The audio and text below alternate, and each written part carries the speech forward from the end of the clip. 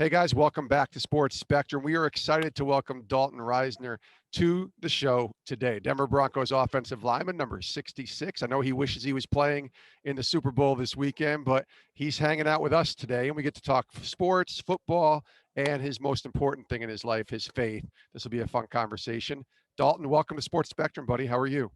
I'm doing great. Thanks for having me on. I'm excited to chat with everybody and have a great day, man. So thank you. Good. Well, we're glad you're here. And let's start with season two. You just finished up year two as an NFL offensive lineman with the Broncos, obviously your hometown team. You got a unique story, which you can share a little bit of. But this year was unlike any other with the COVID and the pandemic and quarantining and mask wearing and no fans. It was just a crazy year. So maybe walk us through year two experience for you as an offensive lineman compared to what year one was like as a rookie. Yeah, year one was a dream come true, being the kid that grew up watching Bronco games. I used to sit up in the nosebleeds and eat chicken tender boxes and have two large Cokes and just sit there sipping on it, wanting to be a Denver Bronco someday. So when I got drafted to the Broncos last year, it was a dream come true, man. Being able to run through the tunnel and be welcomed into this city and be able to be a part of the team I can't even tell you how cool it was to put on a Broncos helmet. So this year was the same thing. I'm so fortunate I was able to put on a helmet and be able to get paid for the sport that I love and go out there and put it on the line for my team. I wasn't necessarily happy the last 2 years with how our season has went and the records that we've had. But we have a lot of areas to improve. We've got a lot of young guys and a lot of potential that I think will be a great football team, man. And this year with the COVID pandemic and the masks and the trackers and not being able to be within 6 feet of my teammates and not being able to meet up outside of football or let alone even be in a team meeting or a position meeting. It was all through Zoom. It was tough. One thing I think we all need to remember is that every team had to do it. Every single team had to do it. We all had to go through the same thing. So we could sit here and say, man, it was such a bummer because it was not having fans. The whole process was. But at the same time, we still got to play the game of football, man. And that's what it's all about. So if anything, it made us focus on the simple things. The whole COVID pandemic made us focus on the little things in life, man. It was hard going to work every day and going straight back home and kind of being locked up. I'm usually a goer. I like to go do a lot of things, but it was still a blessing in disguise this year, man. It was a great season. I'm very fortunate. I can't wait to get fans back in the stadium, be able to hug my teammates and sit in meetings with those guys again. Was it different? I have to imagine the answer is yes to this, being a player in the middle of a game and calling out a play and even the quarterback calling out his signals, and barking out all the, instructions at the line of scrimmage, and there's no fans. So you can hear everything. Is that a different vibe and maybe plays almost to a disadvantage in some ways as an offense? Yeah, there were a lot of positives and, negatives to this season with not having fans and having it be so quiet. One, we had to work really hard all year on having dummy calls and make sure that when teams watched our film, they could probably hear it, or the teams that we played twice in our division, they heard our calls because it wasn't loud. A lot of dummy calls, a lot of changing up our schemes and our words. That way teams couldn't, even at halftime, we play a half of football, teams can catch on. When stadiums are loud, it's almost like no one hears anything. A positive is that on the offensive side of the ball, we never had crowd noise, nothing too crazy anyways. Never, I remember being at the Vikings my first year. I couldn't hear anything. It was ridiculous. One of the coolest experiences ever. And this year, we didn't have to go silent count one time. So that was a plus. Now, as an O-lineman, you block to the whistle. So the fans usually tell you if something big happens, whether it's a pass downfield or a run that breaks the hole. This year, you're just blocking and then you see your running back running for 30 yards. You're like, oh my gosh, I had no idea. You usually hear the roar of the fans and you're like, oh man, something good happened here. So there was a lot of differences of this season, man. A lot of differences, but we weathered the storm and we all had to get, accustomed to it.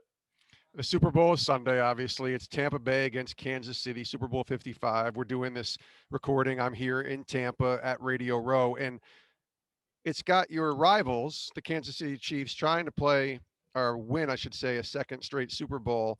My guess is Dalton Risner is pulling for Tampa and Tom Brady. Is that fair? Yep, I'm the biggest Tampa Bay Buccaneer fan this week, man. I hope they take it to them. And, both great football teams, both very deserving of being in the Super Bowl. And I got a lot of respect for all those guys because I know how hard they work to get to where they're at. And whoever wins, I'm sure deserves it, man. But I sure hope I see Tom Brady hoisting that trophy up with his kids after the season, man.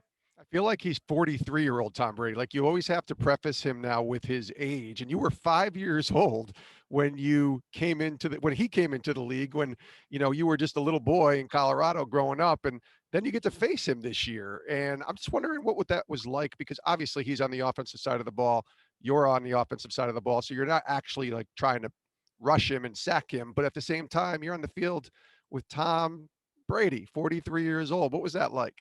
It's a reality check, man. Just you saying that kind of, you get intertwined in your work. It's crazy. You play in the NFL, and while you're playing, it's not like, man, this is so cool. I get to play Tom Brady. It's like, no, I need to execute. There's so much stress and anxiety, and you want to perform at a high level. So the last thing you're thinking about is that you're playing Tom Brady and you get to meet him.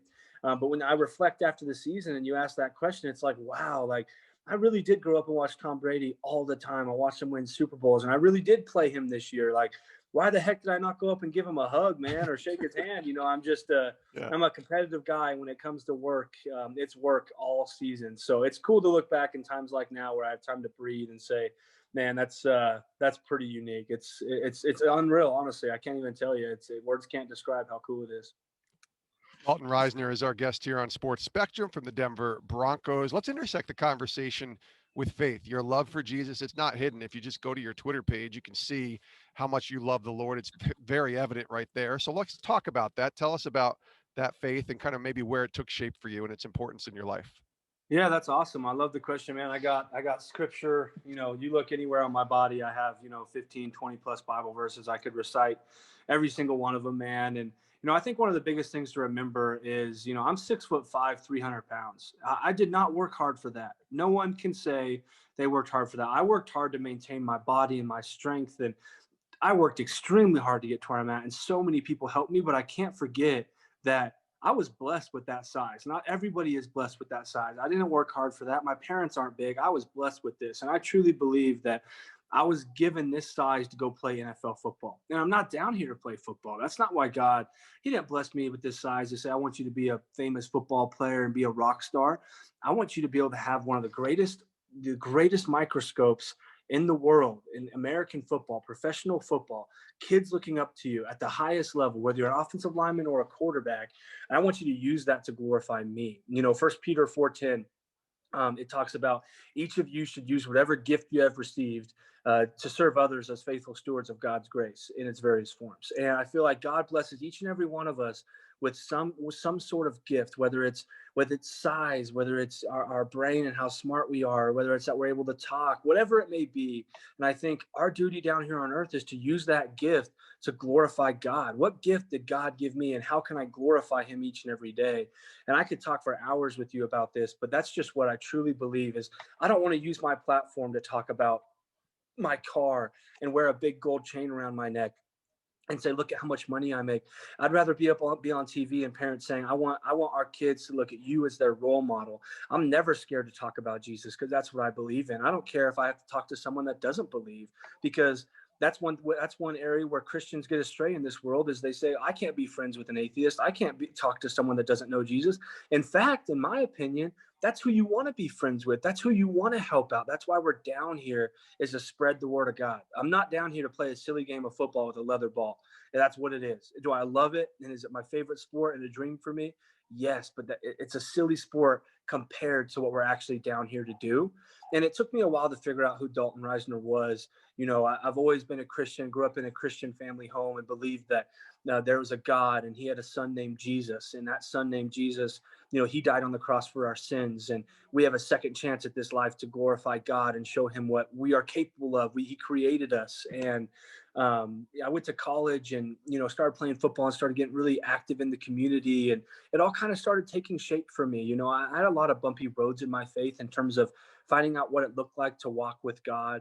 I got baptized when I was little, and I knew Jesus and I wanted a life with Jesus, but I never knew what it looked like to walk with God. I never opened the Bible.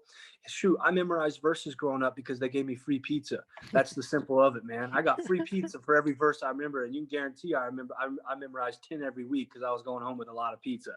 And it was that for me at a young age. When I got to college, it became more real, and I opened up the Bible, and no matter where I opened up the Bible, God always spoke to me. He always found a way to speak to me in good times and in bad times. And I just continued down that walk with God, and it grew stronger and stronger. And where my life has taken me with the sport of football has only made my relationship with Jesus stronger, because I know I couldn't be where I'm at today without Him and His blessings and His grace. So it's just continued to grow, man. And, I told you a little bit about why I believe I'm down here. And that's my main goal each and every day. Can I make an impact? Can I share the word of Jesus with somebody? I have people ask me about my tattoos all the time. And, well, who's Jesus, or what does that mean? And I have such a great opportunity to tell them about this guy named Jesus and why I wear him on my body. And I could go on and on, man, but that's a little bit about what I believe and the walk that I've had with Jesus Christ. No, that is awesome. I wonder about platform too. You say you recognized that your purpose is this silly game of football, as you called it. Obviously, you work hard and you were a second round pick and you got to where you are. And that is a unbelievable blessing that the Lord has given you into the role that you're in. But let's talk about platform and using that and recognizing purpose, because I think a lot of guys struggle with that, especially when they have a lot of success. Like you're in college and you're a three-time first team all Big 12, right? And you're a really good player, Big 12 co-offensive lineman of the year, and you're a second round pick. So you have a lot of success. And then the NFL comes. And obviously you got to work harder and the spotlight is bigger and a lot more eyeballs are on you, but the opportunities are also there too. Opportunities like this one. Can you kind of walk us through handling that platform and understanding purpose? Because some guys, when success comes, man, that purpose kind of starts pointing them to themselves instead of pointing it to God. Yeah, that's so true. You nailed it right on the head, man. And I think that's a problem for a lot of football players and anyone that plays professional sports, because I think what when you say that, what comes to my mind is it's a loss of identity. Who do you identify with? Dalton, do you identify as a football player? No. I will never do that, because I could wake up tomorrow, walk down the stairs and tear my ACL and never play football again. Yeah. I cannot stand when anyone labels me as Dalton Risner, the professional football player. And that's fine if I get labeled that way. But for me, that's the last way I want to identify. I want to identify with something that's everlasting, something that doesn't come and go. I'm not going to identify with materialistic things. I'm not going to identify with, I'm a professional football player, I'm three-time all Big 12, I'm co-offensive lineman of the year, because that stuff can get washed away in a heartbeat. And no one's going to, if people talk about me in 10 years, I hope they're not like, that guy was a stud, he got three-time all Big 12. I highly doubt that's what it's going to be. I sure hope it's going to be, that guy was a good dude. He followed Jesus openly. He spread the word of God to other people, and he was a good person. Whether he believed in God or not, he was a good person. He took time for people, and he was never too busy for anyone down here. So as the success continues, of course, that's what we're after. We're down here on earth to be successful. We want to take care of our families. We want to make a name for ourselves. I'm not telling you I don't do that, because that's extremely important to me. But throughout those processes, like you said, it's important to make sure you realize who you are. Yeah, I might be all Big 12. I might have got drafted second round. I might be starting for the Broncos right now, but all that can be taken away in a heartbeat. I'm living in the moment. I'm so gracious and so thankful I'm able to do this. I hope I can do it for 20 years. And you're talking to me when I'm 45 and you're like, holy cow, you're still in the league, man. That's my goal. But at the same time, I identify with Jesus. I identify with something that's everlasting, that he will never leave me. That's something that's never going to come and go. I'm not going to get injured and Jesus is going to leave me. Jesus will always be there. That'll always be something I can find happiness in, is my relationship with Jesus. So. Was it hard to acclimate yourself into the NFL? You talked about, people who believe differently, people who look different, people who come from different walks. Your story of where you came from and growing up in Wiggins, Colorado, like it's different than everybody else in that locker room. And yet you still have to be who you declare to be, right? A follower of Christ. What was that like, kind of acclimating yourself into the NFL, and maybe even what discipleship and staying connected to God looked like for you as an NFL player?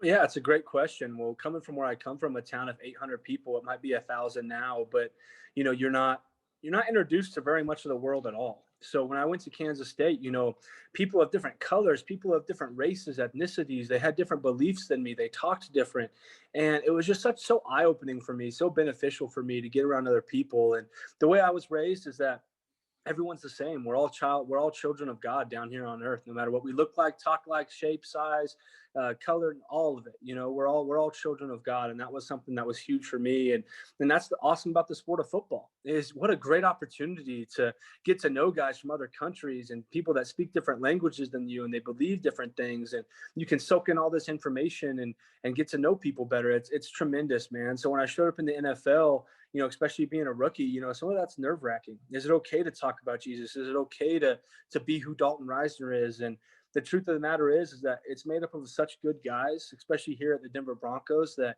you can be exactly who you are. Everyone's exactly who they are. There's guys that are on the opposite spectrum of me in every way, shape, or form of life, beliefs, everything.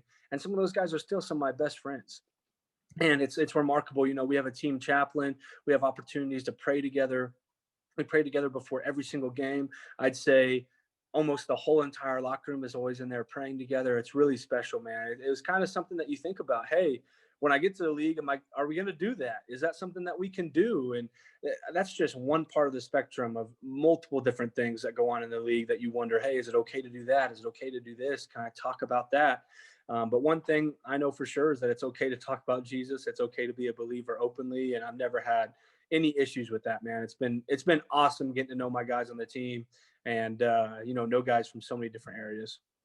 Dalton Risner has been our guest here. I want to ask you about Risner Up in a second, your foundation. It's got some cool things going on and you're doing great work with them. But we've talked about Wiggins, Colorado a little bit. You said maybe population 1,000. So it's not exactly the largest place. Where is Wiggins, Colorado? Describe exactly, if people were looking on a map, where it's located. So if you're from Colorado or if you're not from Colorado, it's about an hour and a half east of Denver. There's I-76 and I-70. You can go either way. If you go I-70, you'll get to Lineman, and you got to take back roads on the road that's called Last Chance, about 45 minutes north to get to Wiggins. Chance. Last chance, man. You better get some gas because you got an hour with just tumbleweeds and dirt. But if you take I-76, it'll be the more scenic route. You'll head down. You go through Brighton, Hudson, Kingsburg, all those Roggin, and then you'll get to Wiggins over Wiggins Hill, man. So right off I-76, or if you want to take I-70, you can take Last Chance for 45 minutes till you get back to Wiggins, man. So we're out in the plains. I feel like you never want to get on a road that says Last Chance, right? If you do, make sure you got gas, water, and a couple protein bars. Absolutely, absolutely. Now, I was watching a video of you on YouTube, and I'm pretty sure this is accurate. Your family, you grew up on a farm, right? I grew up on a farm. We call it a ranch. I don't know if people really Ranch. differentiate. All we did was raise pigs, cattle, horses, dogs. We had 100 acres. We never technically farmed our land. We really just ranched it. We had all sorts of different animals. But I mean, I lived at the dairy farm. I lived at a guy's farm that had hay fields, putting hay in the barns. So farm, ranch, whatever you want to call it, I was around all of it. Well, I ask you because I want to hear your craziest farm/ranch story that you could tell. Oh man, dude, I could go on and on. The first cow that we got from my grandparents when I told them I was big into this. I used to bull ride. I used to barrel race. I was the worst bull rider in history. I wanted to be Lane Frost off 8 seconds, and they're like, dude, you're 10 years old and you're bigger than most PBR bull riders already. I don't think this is for you. I'm like, no, I'm a cowboy, man. So that's one story that's hilarious, just not being a very good bull rider. I was always too concerned about what the concession stand was selling. I'd be getting ready to ride. I'm like, well, Dad, they got a cheeseburger deal. I'm really excited about going and getting that. One time I was doing hay, and the guy, the old school, nowadays they have balers that bale the hay and they stack it on a trailer, and then they get a big forklift and put it in the barn. Easy as heck. 10 years ago, 15 years ago, when you're doing that, you're out in the field, they bale the hay, the little bales drop. So there's little bales all throughout the hay field. Then our job, me and my brothers, my youngest brother got to drive the truck in between 2 rows of hay that he had baled.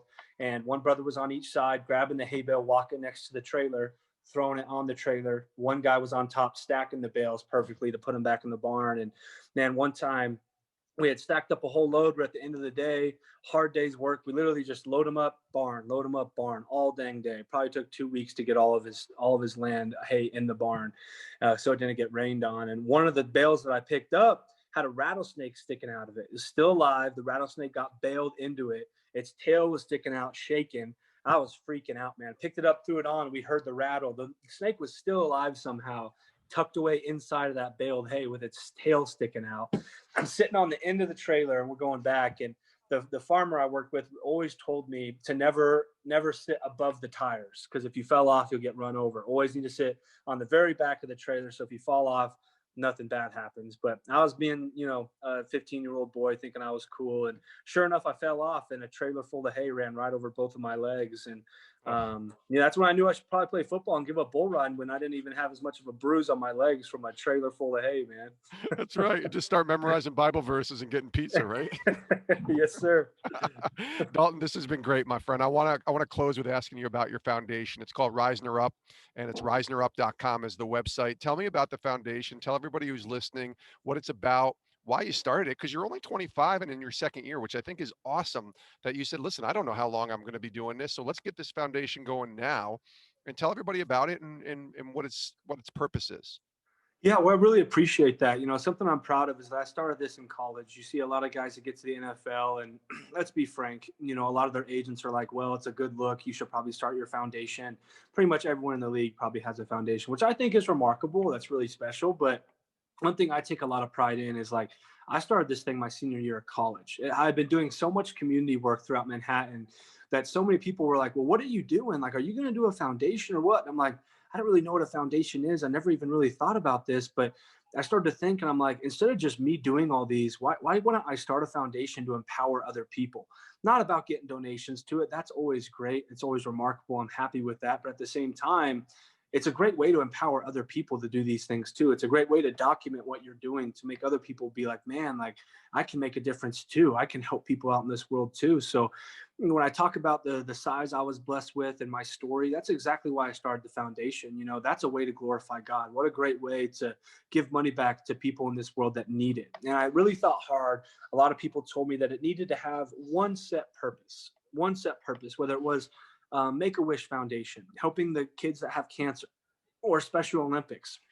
And I was a part of those organizations, as well as Big Brothers Big Sisters and multiple other organizations that I love so much. And I pretty much was like, I don't want to set this foundation on one common goal. I want to set this foundation off of 1 Peter 4:10, talking about each of us using the gifts that we've received to serve others in any way possible. If we want to work with Make-A-Wish, if we want to work with Special Olympics, if we want to work with the Big Brother Big Sister program or homeless shelters, that's exactly what we're going to do. And I think that's what's so unique about the Risner Up Foundation, is that we have an opportunity to help people in all areas of life, not just one common thing. So that's exactly what we do. In the past year, we gave away 300 coats to an elementary school. We gave away 500 pounds of canned goods to a homeless shelter, 100 free meals. So anything and everything you can imagine. Right now, we're working with a kid that has ALL leukemia cancer, who was my little brother at Manhattan, Kansas, named Caden Hampton.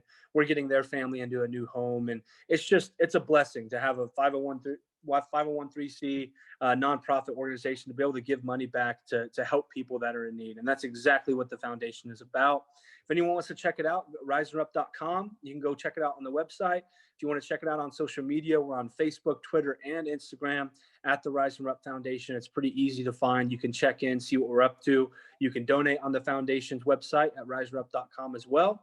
That's always appreciated. But hey, if you just check in and become a part of the family and see what we're up to, that means a lot to me as well.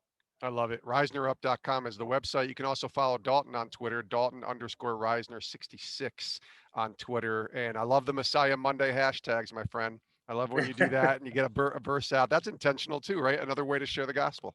Yes, sir. Yes, sir. I'm not afraid to do it, man. It's the whole sole reason why I'm down here, and it's a blessing, man. So thank you so much. I appreciate it. Absolutely. Thanks, Dalton. Yep. Thank you, Jason.